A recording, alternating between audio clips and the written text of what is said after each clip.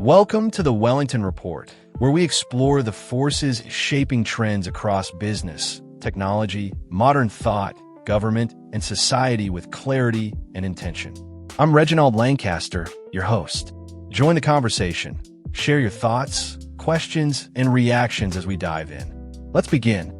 The AI creativity revolution of 2026. Power, psychology, and the future of influence. The infrastructure shift. There are moments in history when a new technology emerges and changes productivity. And then there are moments when a technology changes power. Artificial intelligence in 2026 is not just another productivity tool. It is a redistribution of creative, economic, and psychological leverage. For years, content creation required infrastructure. If you wanted to create high-quality video, you needed a production team. If you wanted advanced design, you needed a designer. If you wanted professional copywriting, you needed an agency. Gatekeepers controlled amplification. But generative AI has collapsed that hierarchy. Today, a single individual with a laptop can generate cinematic video, persuasive sales copy, hyper-realistic images, and strategic marketing campaigns in minutes. Not days, not weeks, minutes. That is not incremental change. That is a structural shift. And structural shifts alter who wins. The three layers of the AI shift. There are three layers to what's happening right now. Layer 1, compression of time. AI compresses creative cycles. What used to take 10 hours now takes 10 minutes. That means testing increases, iteration increases, speed increases. And in modern markets, speed is dominance. The person who tests 50 ideas will outperform the person who tests 5. Not because they are smarter, because they move faster. Layer 2, lowered barrier to entry. Historically, capital controlled visibility. Now knowledge controls visibility. If you understand how to prompt, position, refine, and distribute AI-generated content, you can compete with organizations that used to require six-figure budgets. This is why small creators are scaling rapidly in 2026. Not because they are lucky, because the playing field shifted. Layer 3, integration with distribution platforms. AI is no longer separate from platforms. It is embedded into them. Search engines now summarize content. Social platforms recommend AI-enhanced clips. Podcast platforms index transcriptions with increasing sophistication, which means discoverability is no longer about sheer output. It's about strategic output. This is where SEO becomes critical. Not traditional SEO built around stuffing keywords, but contextual SEO, meaning you speak about what people are searching for. You phrase ideas using trending search language. You build episode titles around rising queries. When someone searches, AI content creation 2026, AI marketing strategy, future of generative AI, AI for entrepreneurs. Your episode must exist inside that ecosystem, not adjacent to it. The psychological shift. Here's something deeper. AI is altering creative confidence. People who once believed, "I'm not creative," are now creating. People who once believed, "I don't have resources," now have leverage. But this creates a second dynamic. When everyone can create, differentiation becomes psychological. Authority, clarity, positioning, perspective. Tools are democratized. Judgment is not. This is where your voice matters. Because in a world where AI generates content, the real asset is not generation. It is interpretation.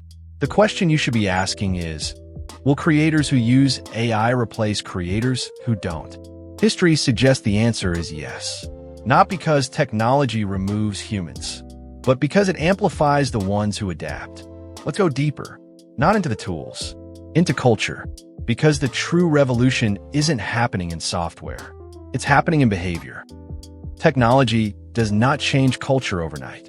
It changes behavior, and behavior changes culture. Right now, we are witnessing a behavioral shift accelerated by AI. Not because people suddenly love technology, but because they love efficiency, personalization, and speed. And AI gives them all three. The collapse of creative friction. In previous eras, friction protected quality. If you wanted to publish a book, there were editors. If you wanted to release a film, there were studios. If you wanted to distribute music, there were labels. Friction filtered participation. AI has reduced friction to almost zero. Now the question is no longer, can this be created? The question is, can this hold attention? And that is a psychological battlefield, because attention is the new currency. The attention economy has evolved. We used to talk about the attention economy as something abstract. Today, it is measurable in seconds. Platforms track watch time, scroll depth, retention curves, completion rates. AI tools now analyze this data and optimize content accordingly. This means content is no longer just created. It is engineered, which changes the role of the creator. You're no longer simply expressing ideas. You are designing behavioral responses. Pause here for a moment. That is power. Why nostalgia is trending. Look at the cultural signals. Across platforms, nostalgia themes are rising. Revivals, remixes, reinterpretations. Why? Because in periods of rapid technological acceleration, people seek emotional stability.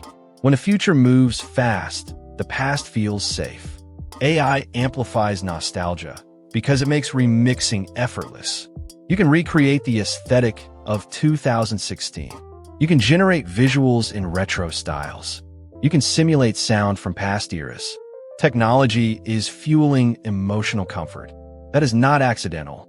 It is adaptive psychology. The creator's psychological dilemma. Now here is the tension. When everyone can produce content at scale, scarcity disappears. And when scarcity disappears, perceived value can decline. So creators face a dilemma. Do you compete on volume? Or do you compete on authority? Volume is easy with AI. Authority is harder. Authority requires clear positioning, consistent perspective, strategic depth, intellectual discipline. AI can generate words. It cannot generate lived insight. This is where differentiation lives. Monetization mechanics in 2026. Let's move into business. Because culture without monetization is hobby, and influence without monetization is unstable. AI lowers production costs dramatically. That means margins increase for those who structure properly. Consider this model. AI-assisted research, AI-structured scripting, AI-generated supplementary assets, human refinement, strategic distribution, data-driven iteration. Your fixed costs shrink. Your testing capacity expands. Your time to market accelerates, which means you can launch faster, refine faster, scale faster. The barrier now is not capital, it is clarity. Brand strategy in the AI era. Brands are adapting in 3 ways. First, hyper-personalization. AI allows messaging tailored to micro-segments. Second, predictive content. Algorithms now anticipate what audiences will respond to. Third, rapid iteration cycles. Campaigns are no longer quarterly. They are weekly, sometimes daily. This compresses strategic timelines. If you're a business owner or creator, your advantage comes from understanding this shift early. Because once the majority adapts, the advantage shrinks. The emotional undercurrent. Here is something deeper. AI is accelerating output, but humans still crave connection. They want voice, tone, conviction, perspective. A machine can produce content, but conviction must be chosen. Your voice, even when AI-assisted, becomes the anchor, which means your job is not to produce more. Your job is to produce clearer. Clearer thought, clearer structure, clearer positioning. The power of being early. In every technological shift, there's a window where early adopters build disproportionate advantage. Not because they are perfect, but because they are visible first. Visibility compounds. Trust compounds. Authority compounds. Those who integrate AI intelligently in 2026 are not just increasing efficiency. They are buying time. And time, in competitive markets, is leverage. So now the more interesting question isn't what AI is. It isn't how fast it's growing. It isn't even who's winning. The real question becomes, what does a person do with this level of acceleration? Not from a tactical standpoint, but from a psychological one. Because when the environment changes this quickly, the pressure isn't technical. It's mental, and most people don't consciously process that part. There are really three possible reactions to a shift like this. The first is avoidance. Ignore it, minimize it, convince yourself it's overhyped. That feels safe in the short term. But historically, avoidance has never protected anyone from structural change. It only delays adaptation. The second reaction is overconsumption.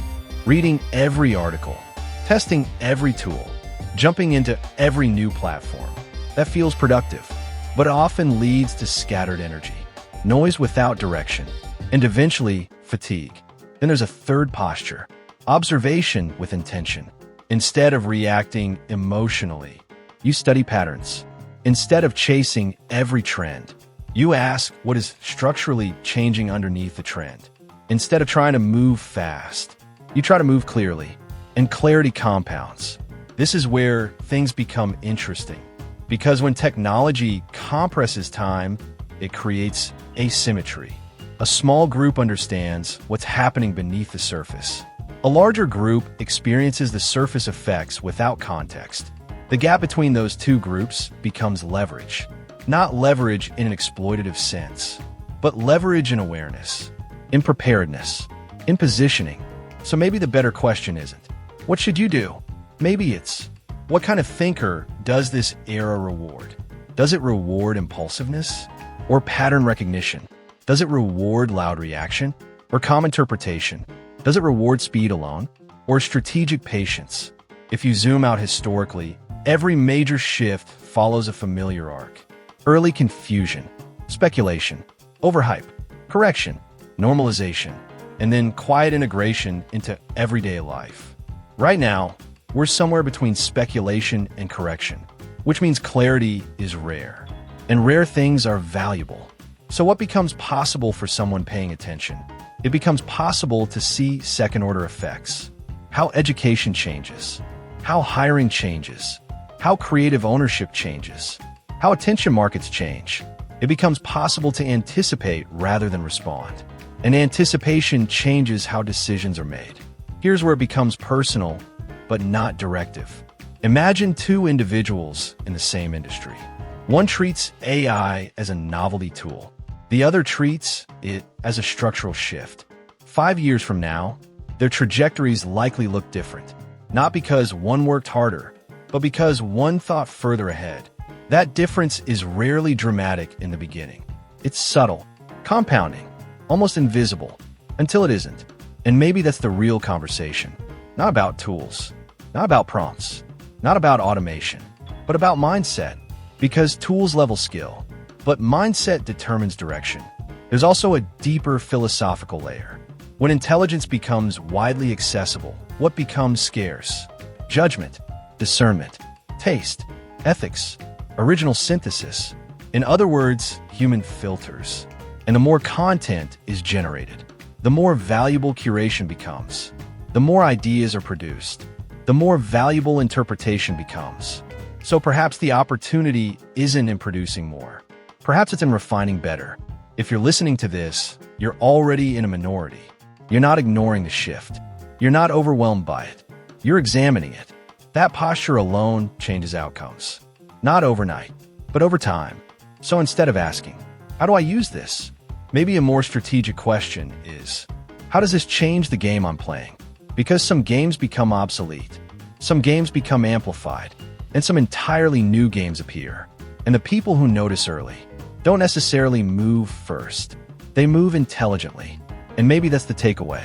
Not urgency, not fear, not hype, but awareness.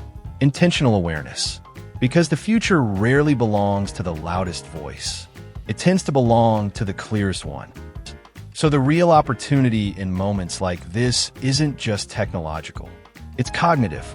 It's the opportunity to think differently while most people are reacting emotionally. And that difference, over time, compounds into positioning. Not because someone was told what to do, but because they understood what was happening. That's the conversation. Not about commands, but about consciousness. And in an accelerated world, consciousness becomes leverage. This has been the Wellington Report. I'm Reginald Lancaster, your host. Until next time, think deliberately.